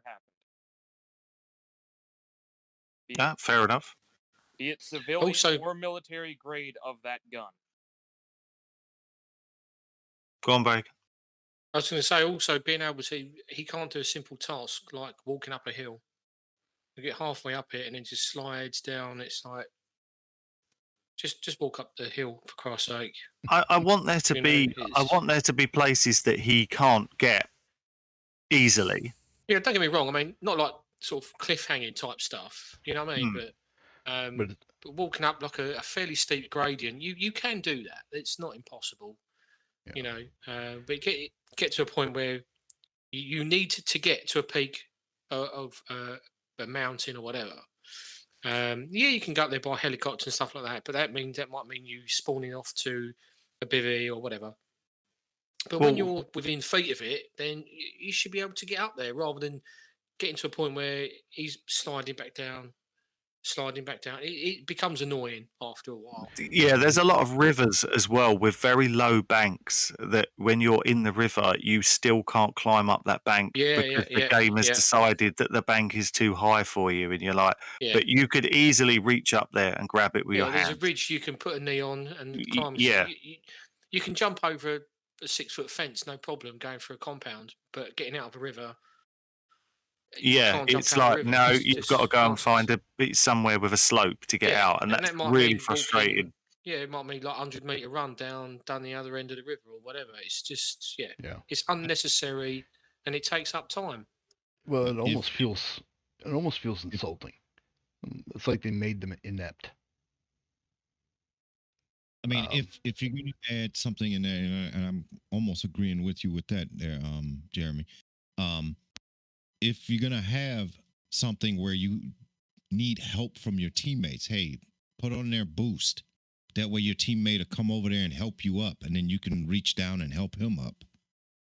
Yeah, that's a good idea. Give them like a leg up Yeah. over a fence or yeah, I shouldn't have That's to a good press idea. climb to step up on a curb. Well, as let's go on from this. So let's start talking about the things that we do want in game. And one of the things that come off from what you just said, Bacon, is that one of the things that it's come up over and over and over again that people do want to see in a new game is rappelling. So you're not stuck with these cliff faces that you can't get round. I mean, guaranteed this has happened to every single one of us playing Breakpoint. You've been with your teammates, you've been killed, the game has respawned you, and there's a mountain, and it respawns you away from your team the other side of a mountain. I guarantee that's pretty much happened to every single person at some point. You're spawned way away from them, and you've got a fucking great big mountain in the way, and there's no vehicles around because there's no roads around and there's no civilians around, and you've then got to try and, like, by the time you've climbed all the way, found a route round to climb up there, they've wiped out the base and they're ready to go somewhere else, and you're only just turning up. And it doesn't matter if you try and respawn on them again; it will just stick you back at the bottom of the mountain again. Even though they said they changed that, it never changed. I don't think it really improved at all. But rappelling, if you could rappel up a mountain, that would improve. And rappelling out of helicopters, I think they definitely need to add the ability to be able to rappel out of a helicopter. Yeah, 100%. fast roping, definite. I mean, Yeah. Nomad's supposed to be special forces, and they will be trained and have that capability. Even fast roping from like down mountains, abseiling. You should be able to hook up around a tree or whatever, and be able to fast rope down rather than unrealistically jumping 10 foot down a mountain, doing a little bit of a forward roll, and then getting up and then doing the same thing again. You know, if they want to be serious about sort of immersiveness and stuff like that, then they need to be looking at this sort of stuff for people that want to be having that experience of doing things what would be done in real life. You know, How about um, feature? say that again, mate. How about a jump feature? Yeah, they Yeah. could have a jump. Yeah. Because Yeah, I mean, where I in the just think if game, you're sorry, Where do mate, you- go on, go on. where in the game do you have where you can jump? It's always climb or Yeah. vault. There's no jump. Yeah, agreed. So- One of the things I really want to see is I want to see enemy vehicles utilized. We did touch on this earlier, but way more than where it is currently. I want the enemies to use motorbikes. There are motorbikes everywhere, and I know that they didn't in Wildlands, did they? They didn't have enemy motorbikes in Wildlands, but there's all these motorbikes. I want enemies to chase me down. So if you come off the road and you run into the woods, I want to see enemy come after you on bikes through the woods, and so they can hunt you down everywhere. There are no safe spaces. You've got to be Yeah, or even tactical. introduce quad bikes. Yeah, quad bikes, whatever, motorbikes, whatever it is. I want them coming after you. If you're in the river and an enemy sees you in the river, you should be able to fire your weapon in water as well. Yeah, yeah. I can't stand the fact that you can't. That needs to change. But if they see you in the river, they should get on the radio, and as long as it links in, it's like a river system, like you had in Wildlands, for example. You had a proper system of rivers around the whole place. That they send a boat, a small boat will come down the river after you. I think they should, and they should be able to utilize everything. If you get spotted somewhere by a patrol, they could call in a plane to try and bomb your position, or a helicopter to strafe your position. I just want them hunting you like constantly. That you've not randomly. I don't want to be walking along in the middle of nowhere and they just turn up like they've got a sixth sense. But if you get spotted, or if you open fire and they get to call in for backup, they'll turn up and they'll then hunt you down. You've got to lose them or wipe them out. I want to be hunted down, because let's be honest, if any real life military operation, if you went in there, that they're not going to go. Let's say you've got an American soldier in Iraq and he gets spotted. During the Iraq War, was spotted outside a base in Basra or something like that. Would they have gone, oh look, there's an American soldier, he's running off, just leave him? Or would they have gone after him? They would have gone after him. And so I want that. The problem is that if people turn around and say, yeah, but this is a game, I agree, it is just a game and it should be fun, but they're the ones they're the ones pushing on us that this is realistic. They're like, look at this, we're doing survival mechanics, we're doing this, you've got to drink water to survive, and you've got to do all that. If you're going to say all that and do all that, then make the fighting realistic, make the combat mechanics realistic. I think, as Bacon, you mentioned last week, we need to be able to have, you need to be able to breach doors, you need to be able to stack up on doors, you need to be able to clear rooms with your team. You need to do all of this stuff in the next game. Yeah. We need to be able to bring in combat kind of mechanics as such. Maybe doing some What about what about anybody else? What is anyone else thinking about this? What else would you like to see added? Go ahead. Honestly, I'll let you go ahead, man. I'm still thinking. Sorry. Okay. When it comes to Ghost Recon and what I want added, man, I mean, just more modern military stuff. Like, I feel like some of the, I mean, Wildlands, it was kind of like, hey, we were in a different country, whatever. But in Breakpoint, like, the Wolves and the Sentinel, they were supposedly stocking up like a lot of military assets and stuff like that to take over the island, and then we get here and all we see is like civilian stuff, pretty much. Like everything looks civilian, you know. Yeah, they have weapons and stuff like that, but the vehicles, like the vehicles that are military, they don't even utilize. So definitely more utilization of like actual military stuff. And then on our part, we should go in better prepared as well. You know what I mean? So if anyone else wants to pick up on that. I'd like to see us recruit from the local resistance into missions of our own as well, kind of like we did in Wildlands, how we could call in for backup from the locals. That would also you could also roll into that. How you interact with locals may affect their willingness to help you. Like I see a lot of guys running around shooting civilians all the time, laughing it up. But I mean, if you made it so that it was important to maintain a good, I hate to say it, but hearts and mind relationship with locals, you could rely on them to come in and give you backup when you needed it. Yeah, that makes sense. I quite like that. Anyone else got any things that they think that should be in the next game? I mean, there's so many things that people talk about that they want in there. We've covered a lot of them throughout the conversation. For me, definitely. Sorry, mate. Go on. Go on. No, go for it. Again, obviously doing the loadout videos, you are so limited with various things you can do with the kit that these guys carry. You know, the GIGN, SAS, SBS, Delta, etc. Now the vests don't really cater for. When you see the pictures of these guys, they're out in the field, and they are stacked to the nines with grenades, shotgun shells, you know, all these things.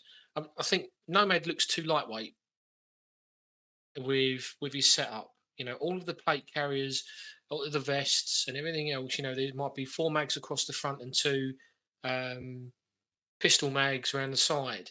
There's not enough customization there to make.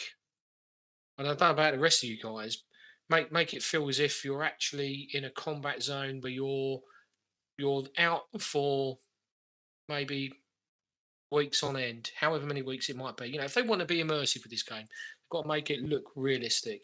And I just think some of the loadouts are too limited to make it look as if you are ready to take on the world for however many weeks. And it just doesn't make that loadout look realistic. It just gets on my tits that you have all these different vests, various different styles, but ultimately they are the same. I mean, they look different in appearance, but their setup is the same. So, like I said, you have couple of mag pouches around the front, couple of mag pouches around the side, but there's no lock on the back. There's no grenades on the back. There's no stunnies, anything like. So, if you're going to breach a room, so you would each have stun grenades on your back, so the guy behind you can take that stunny off and get ready to hand it to you or deploy it for you before you breach that room. There's just none of that, and you know, I'm just think it's lacking, and I wish they would listen and actually put that in where you can actually customize the vests, not just the vests, the belt rig, you know, and so you can have it how you know, you see a picture of someone, an operator, and you go, right, that's how I want my guy to look. I want some mags there, some grenades there, shotgun shells in a couple of on the Molly vest, you know, and make it look real proper, like a proper loadout for a soldier that's going out to war. And I don't think Nomad has any of that. He looks just too bare for me. No, I see that 100%. I'd like to see some actual kind of enemy special forces as well. A bit like the Los Estreneros from Fallen Ghosts from Wildlands. I still think that DLC is my favourite part of Wildlands. If anyone's not ever played it, I highly recommend that you do. They made the mission so exciting and a lot of fun. And I've replayed those missions over and over again. They're still challenging. And there was one mission, and it was the most simplistic mission ever, but it was also one of the most fun missions I've ever played in Ghost Recon, where you literally had to go from, I think you had to attack this small installation, and that was a kind of nothing part. And then it said you had to take this trail down to this farm, and it was about 1.5 kilometers away. And you had to go through a really dense, thick, wooded area, and you were just being attacked by these Los Estreneros. And of course, obviously, they had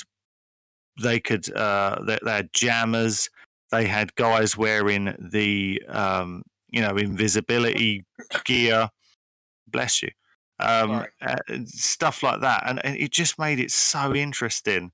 Like I'd love to see whoever the enemy is in the new game have some actual soldiers. I know that in this game they've got the wolves, but they don't feel in Breakpoint. The wolves don't feel anything that special to me at all. They just feel like they're a bit more bullet spongy, and that's about it. They don't feel special to me as compared to like the Los Estreneros. I think something like that. 4 different types. They've got special skills, and I'd really like to see that. I mean, I don't know what anyone else thinks on that, but has anyone else got any other things that they would really specifically like to see in the next game? Going what you were saying off of, like, I'd love to see, an enemy special forces unit. Like, even in Division, they had like the hunters, and it's like an AI that plays like a player, and it uses the same equipment the player would use, and the same skills the player would use, and it acts like a person, honestly. But Hunters were uh, fun. exactly, like that's the one of the funnest parts of the Division for me was that. So if they had like an elite special unit, and maybe it was just like 6 to 8 enemies, and they acted like the hunters, that'd be ridiculous. That would be the funnest piece of content ever. And they don't have to be spongy either. Like, you can one shot headshot them, and like the thing is, like, they'd just be so good, like it wouldn't even matter. Like, they'd still be like ridiculously hard. No, Yeah. I agree. I think that's a good idea. And then going off of what you were saying, I think that was Bacon, going off of like the way the gear looks. I think it's the same way with the weapons. I think we have all these special variants of these weapons, and they use the same weapon platform, so that they all have pretty much, like, they have like different base weapons, like the M4, and then there's the M4 Assault, or there's the M4 Survival, just as an example. What if we could take, and what if we had at our mother base, or our MOB, our Erewhon, whatever you want to call it in the next game, what if we had a gunsmith, and he could take, as you're getting all these different weapons and stuff, you can take your base weapon platform, so say an M4, and use the M4 Assault's barrel, and then use the M4 Survivals, like uh, the way the stock is, or whatever, kind of like in Metal Gear Solid. Like, you could take all, as you get different weapons, you can then take parts off of those weapons, and then put them, as long as they're in the same weapon category, like assault rifle, you could then create almost your own weapon. I agree. So what you're basically saying is, if rather than have 5 different versions of the M4, give us one M4 and let us be able to customize it completely and create any of those weapons that we wanted to. Do Exactly. like Lance, where you had to go find the parts. Yeah, You that know, could work. go find, like, if you want an M4 Scout, you got to go find the barrel. If you want to find that, you get the barrel. Now you got to go find the stock. Then you got to go find the receiver, and because you can always go find an extra magazine, an extra long magazine, or a scope, or a laser, but you can't go out and find, a stock for the M4 that you like. Once you find your weapon, you're going to stick with it. No, I agree with you. Well, look, we're coming up at the 2-hour mark, so we don't want to go on forever. Has anyone got anything that they want to finish on? Anything that we haven't covered that they want to get out? Anything they've been holding back that they'd like to see in a new game? Yeah, I got Weapons one. go. I would like to see a whole lot less limited tactical liberty with it. It's I mean, you see these guys with kitted out weapons all the time. They are kitted out. Surefires, PEX, canted irons, LVPOs, stuff like that. In this, we're very, very limited on what we can put on in certain rails. Some DMRs can, I mean, the rail is long enough. You can put a foregrip on, and then in front of that, you can put a bipod. Give us some liberty to do stuff like that. Make our weapons the way we want them to be utilized, and not limit us to try to work around our inconveniences. No, I'm well up for all of that. I think that's a great idea. We definitely need far more customization for the gunsmith. I felt that the gunsmith on Breakpoint was a step back from Wildlands. Even I thought Wildlands gunsmith worked better. Call sign. What was you going to say? Functioning camouflage would be really nice. Oh yes. Now this is a really, really good point. Go on, make your point. This is a good one. If I feel people have said this before, but if you're wearing, for example, let's say basic multicam, and depending on the type of desert you're in, or if you're in just a regular, probably I'd say a forest would be fair also. it should take a little bit longer for you to be visually spotted by an enemy. Of course, if you're to counteract that, the issue with stealth in Ghost Recon from a realistic standpoint is within a certain distance, I feel like you should be able to tell that's a person unless they're wearing certain clothes. Like, if you're wearing a full ghillie suit, you'll probably be able to get closer to people if you're fully prone and you stop, move, compared to, with all due respect to it, the G3 shirt, a plate carrier, etc., a helmet or a hat, etc., and you're standing real close to somebody, they'll probably be able to tell that you're a person compared to, like if you're wearing a ghillie or some kind of custom clothing that makes it harder to tell, like, is that a person or is that a bush or a part of the landscape or something? Another example of this would be the prone camo you can currently do in the game where you literally blend into the ground. That's an example of how to make it harder to see you, which I have no personal camouflage knowledge. I don't find it that hard to believe, however, the prone camo working. Just quickly, while you're talking about being prone, this is another thing I think that we need adding back from Wildlands into a new game is the player movement. I think the movement is so restricted on Breakpoint. If you're laying prone, you can't even move backwards. It doesn't let you. You can't move from side to side. You always move front first, and I find that really annoying. Whereas on Wildlands, if you were laying prone and you want to move backwards, you just move backwards, or you could move to the left or move to the right. And on Breakpoint, it just doesn't do that. It's Right. I've missed that too. yeah, and it's really weird. You suddenly jump. You've been playing Like- Breakpoint for a few weeks. You jump back in Wildlands, and you suddenly think, "My God, the movement is so much easier." Oh, like being able to strafe left and right. I just get on Wildlands just to be able to do that sometimes. It sucks. Like, I hate that. Yeah, it doesn't make any sense at all. So, anyone got any last points before we wrap it up? I'd like to see some of the assistance stuff removed. I'm constantly getting shot because I'm trying to bring my rifle up to my shoulder behind cover so that I can pop out and hit somebody, and he stands up for me. And it just drives me crazy. There's just little things that he does automatically that I think the player should be in complete control of. I also think I also think the enemies need to be. If you notice that the enemies are never in prone positions, Yeah, why are the enemies not in prone? I mean, realistically, they stand there waiting for you to shoot them. They should be in prone positions. They should be taking cover. They do take cover in the game, but sometimes they still like just running straight at you. Just run right at you, yeah. Yeah, and it's like they shouldn't be doing that. They should be, especially if it's you trying to get into a base, they should be the ones taking cover. You have to come to them. But I can't believe that no enemy lays prone at all. None. There's no enemies in the game that can go prone, and that seems really odd to me. Really strange. Like you should be able. Surely a sniper up on a hill or something like that would want to lay prone, not stand up and try and make the shot. They'd want to be laying down.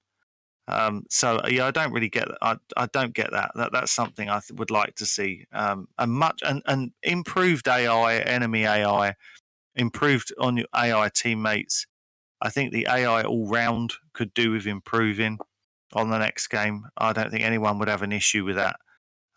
Far too many times you still walk round a corner and there's 3 wolves and they're just standing there.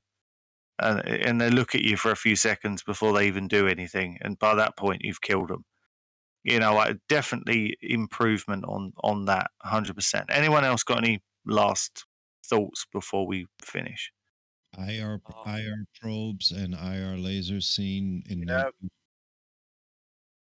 By your teammates. Absolutely. Yeah. Oh, yes, that's a big one. And it's only I think it's a really small thing.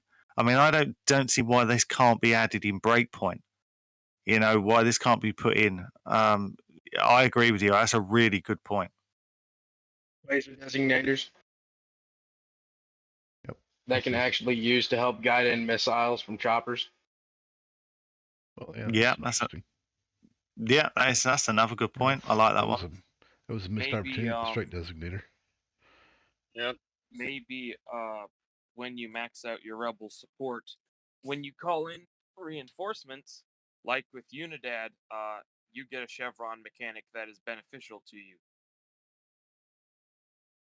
So, for example, if it is a return of Santa Blanca in Wildlands 2, if that's the next game, if it is Unidad, they have pretty similar stuff to last game, but more modern, a little more dangerous. And if you call in the rebels to help you, assuming it is, again, assuming it's just copy paste, it's Qatari 26 again. If you call in them, maybe they come in with like some older choppers, which aren't as well put together or as durable, but they're still a helicopter. Air support is air support, you know. Maybe they have very bare minimum stuff, like they have a target designator on one of their pods, or maybe they have all iron sights, but their body armor is really good. Some way to, offset it to make it feel like they're the rebels. You've helped them get a lot of good stuff, but these people have better things, but they're still comparable On the to each other, pods, you know? iron sights on a helicopter.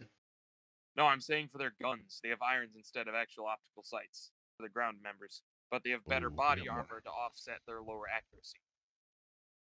So they're more durable, even though they're not hitting as many shots on average as compared to Unidad would. So they deal more damage, but Unidad might not be as durable in this situation, for example.